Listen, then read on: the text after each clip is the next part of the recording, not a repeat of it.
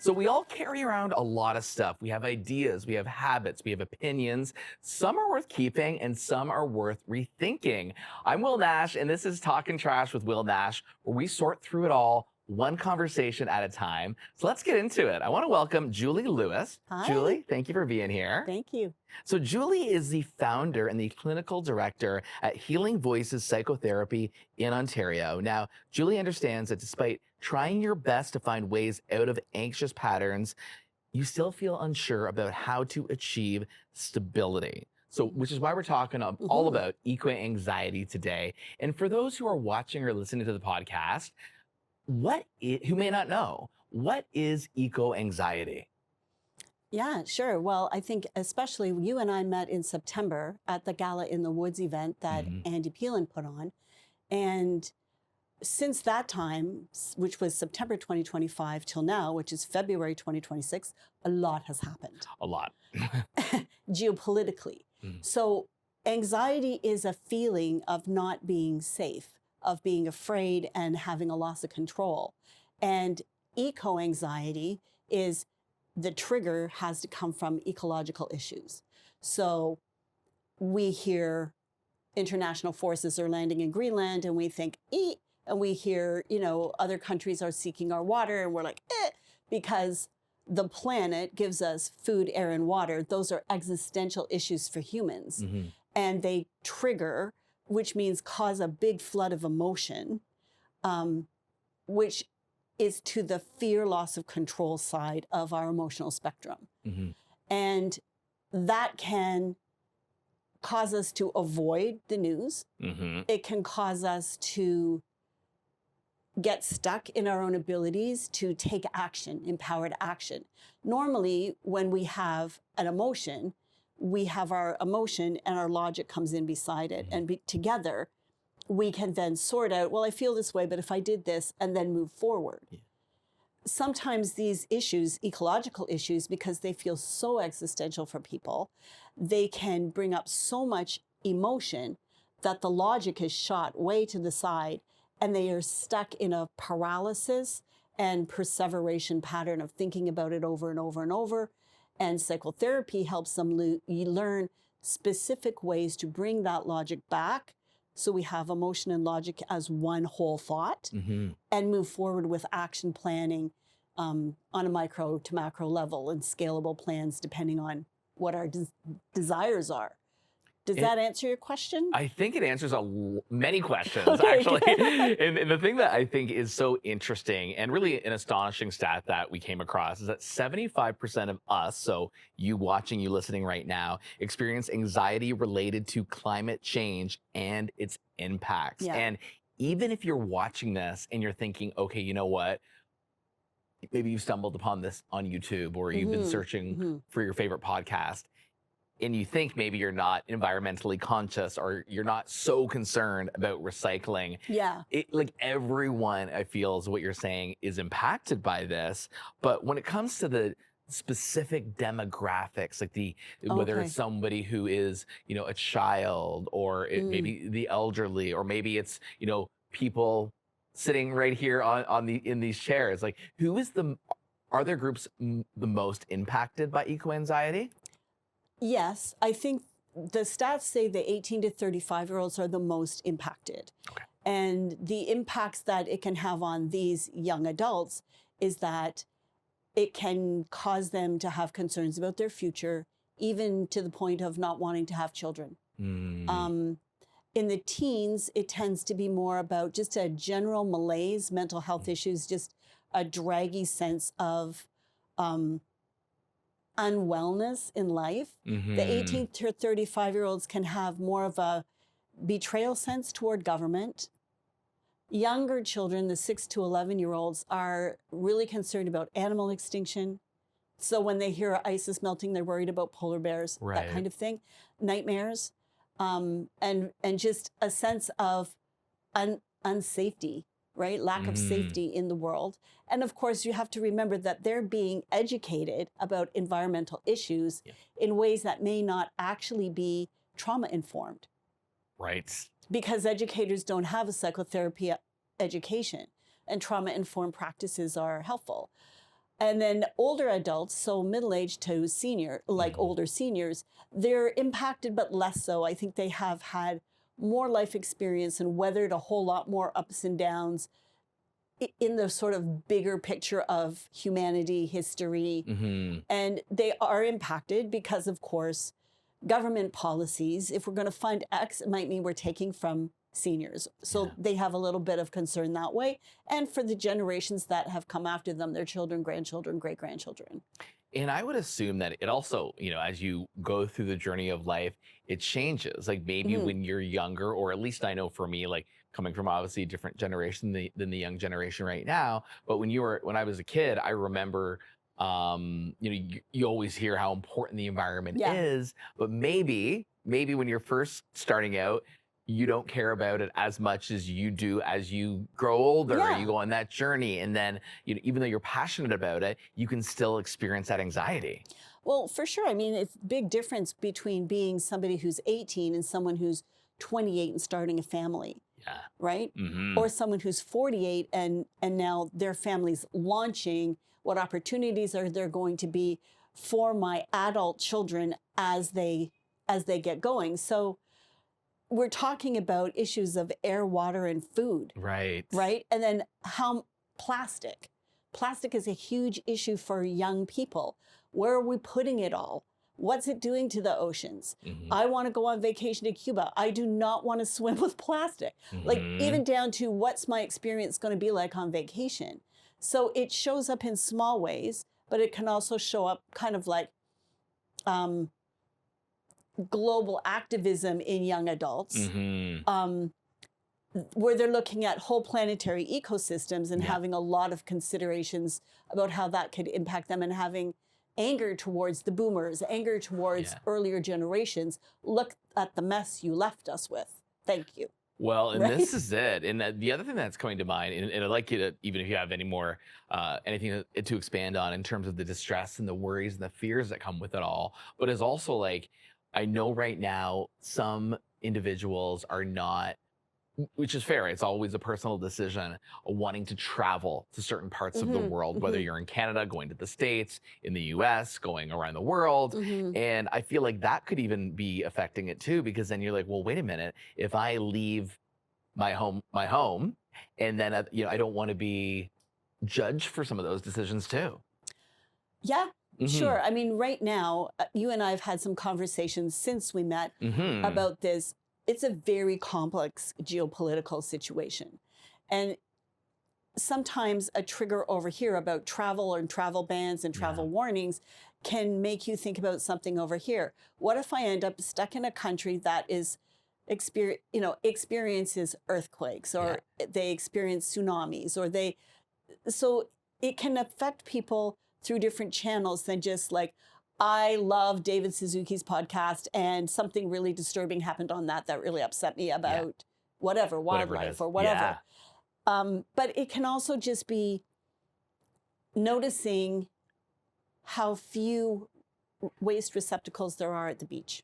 Right. It could, it's a wide array and a wide variety of things that are going to affect your subconscious, or that are going to really creep up on us to the point where sometimes you don't even realize it until it actually happens.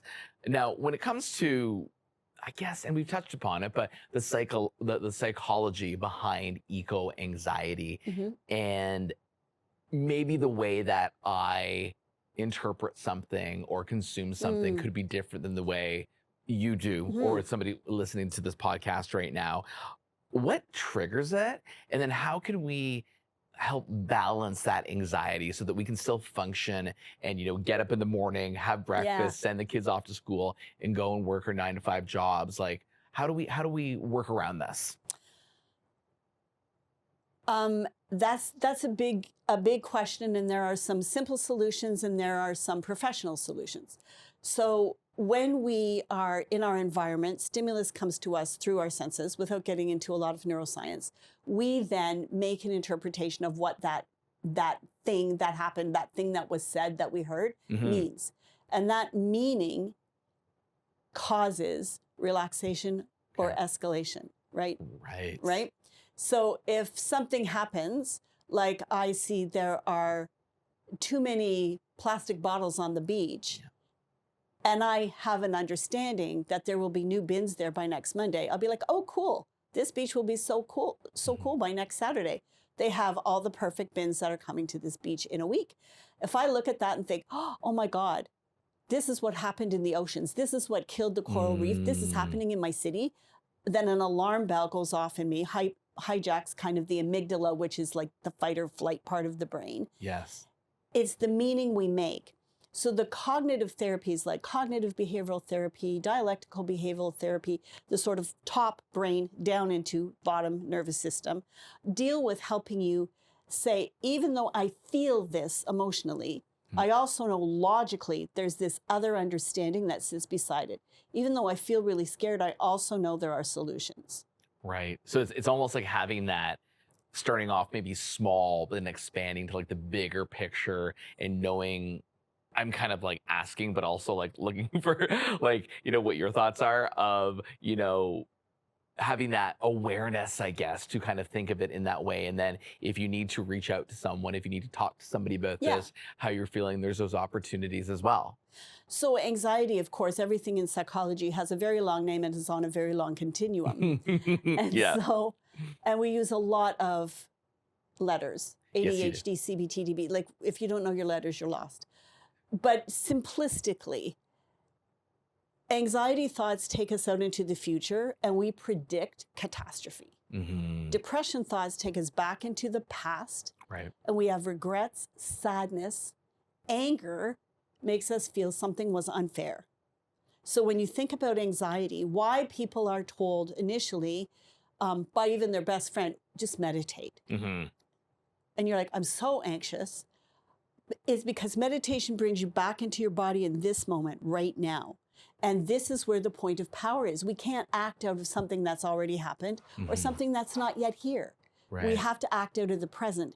So for people who are having what I would call mild anxiety, where they watch a newscast and it tweaks them, getting back into your body either by exercising, by reading, by grounding, just putting your feet on the floor and your butt in the chair and your back in the chair and feeling I'm really here, I'm really present right now. Yeah. And then thinking, okay, I have an emotion, but I also have logic. Bring them together. Okay, a little plan is coming. I'm feeling really scared about this. So maybe since this particular podcast triggers me, I won't watch that podcast, remove the trigger. I'll be a little more grounded.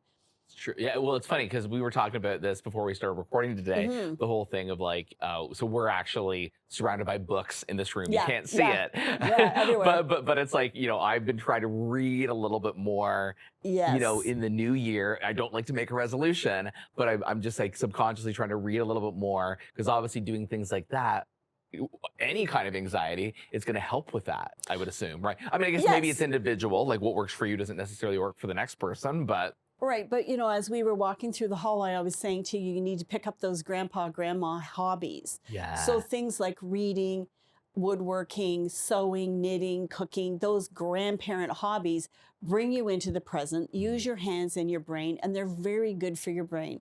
Music, not necessarily listening, but playing music or listening to classical music because it's complex. What's so funny though? I do feel that music though, can be like a form of therapy too. Like obviously depending on what you're listening to, I find that if I'm ever like, if my mood ever feels off or, I'm at home and I'm just like not either being productive or, my mood is off, right? Yeah. If I put something on that's a form of comfort, I do find that it will feel bring you better. back. It'll bring me help back. Regulate you. Yeah. And I feel like even when I live on my own. When I wake up in the morning, if I have some time to do that, like there's just something that I've always found very therapeutic with it. But also knowing, back to reading, that is something that I need to do more of besides just doom scrolling on my phone because I know that's where things can be a little more intense, right? And really to keep this in a really small bite. We did talk about before we started recording how the internet and social media is dopamine hacking our brains. So for the first time in human history, we are exposed to the orchestrated bad news of the planet every few seconds. And we're not designed for that. So when people feel overwhelmed, they psychologists and psychotherapists will often say, go on a media blackout for 2 weeks. Yep. Just stop being exposed to the trigger all the time. Which is easier said than done.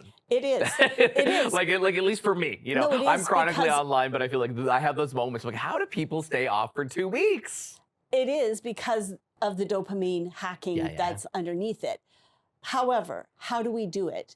We do it just by little bits at a time. I think when we're talking about thinking back to some of the previous guests who've been on this podcast, so people like Alex Cooley and Andy Peelan. Yep, Living Greenberry. So they have been talking about why is it that when people say they want to take action, they get stuck? Why, in terms of businesses who have a values base in support of Busch systems and waste management and waste audits, they don't follow through? Right. So this is a really complex, behavior change is complex. And it can sit in what's called stages of change model. And one of the first things in the first of those steps is pre-contemplation. I'm thinking about whether, it's February now, in the spring I want to join a tree planting day. Right? It starts at, I'm thinking about whether. And people don't understand that is a step. Yeah, that's true. Now, when you're thinking about, okay, I'm thinking about whether, for example, I want to quit smoking, which is a common one in our society. Thinking about whether I quit smoking, they don't usually get the smoking patch the next day. No. Like it takes a few months to say, okay, I'm ready to go to the doctor and see about the smoking patch and see if I can do this. It's the same with all decisions that we're making. It's like a mental thing, and you kind of have it within your brain, and then you're like, okay, I need to set out a plan and how we can essentially improve our well-being and our mental health and our overall health moving forward so that we can navigate through the world in that way. Now, we talked a little bit about the whole concept of starting with the small specific details, but then also growing and taking that step back to look at the big picture impact. Is it a scale in that sense? Like, is it set up as a scale, or is it something? What's the it you're referring to? I guess just like finding ways to combat that eco-anxiety, or finding ways to combat the sort of like the fight within. I think emotion regulation is something that some people can handle pretty easily because they have a routine. They work out, they play music. Other people escalate higher than a mild level and may need a psychotherapist to help them, teach them specific skills because their nervous system is going way up on them. And then it's very hard to get it back down to a moderate level where they can manage it themselves. So there is a kind of a scale there. But I think people underestimate the value of the small step, the smallest step, because they think, I want to do this, right? And they don't realize that done 25 times gives you this, right? 25 times of 1 inch is 25 inches. And that done over and over and over will track you to the end of 2026 and help you hit your goals. Other people try to do it too much in isolation. We need connection. We are wired as tribals, right? And so it's finding that tribe, because some people will say, no one in my family cares about this. Nobody wants to talk about plastic in the ocean over dinner.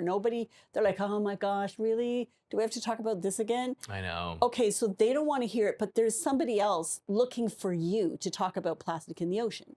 Where were you on New Year's Eve to help me with my goals for 2026? I know we're going to have a party next year and figure it all out, and just map it all out and get the vision boards and everything, right? Yeah, we'll do all of Busch all together. I love it. I love it. So if eco-anxiety is weighing on either you, a family member, a friend, a partner, where can we find this support in our society? Like, where can we go? Like, like so many places.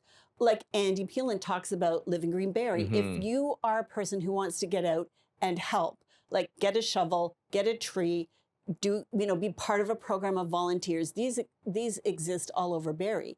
Whether you just want to join a podcast and listen and feel like that's my like-minded group and it sort of scales up my information understanding, whether you want to get involved at work. So you Yeah. maybe own a business or otherwise you work in a business and you notice that, hey, you know what? An eco audit would be really good here. A waste audit would be really good here. Talk to people in your environment about what are those little steps that you can take.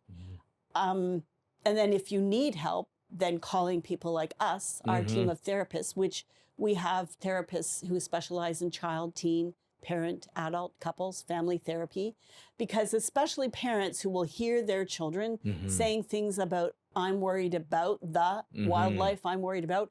You can do a parent therapy session for young children that are 7 and younger.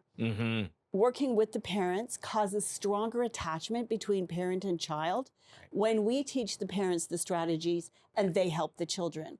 Kids can, we're virtual, so kids can come online at age 7, and we do virtual play therapy with the kids. So we have options for any age group, but it's taking that first step. And it really is such a huge first step. Like I remember the first time I went to go speak to a therapist and I felt like I was speed dating because I was trying to figure out, okay, I had one conversation with someone and, you know, they even, before I even met them, like their profile were things that I felt were important to me or their background. And then I spoke to them and I was like, on to the next one, right? And I mean, no shade to any therapist, but it's like you have to find that perfect fit, right? And I mean, you've just been such a resource of knowledge today, Julie. Thank you.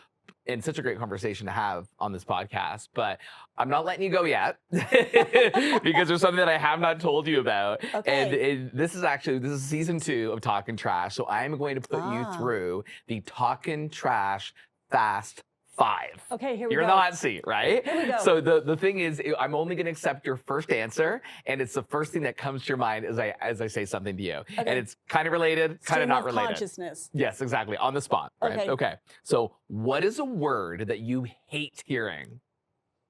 Stuck. Perfect.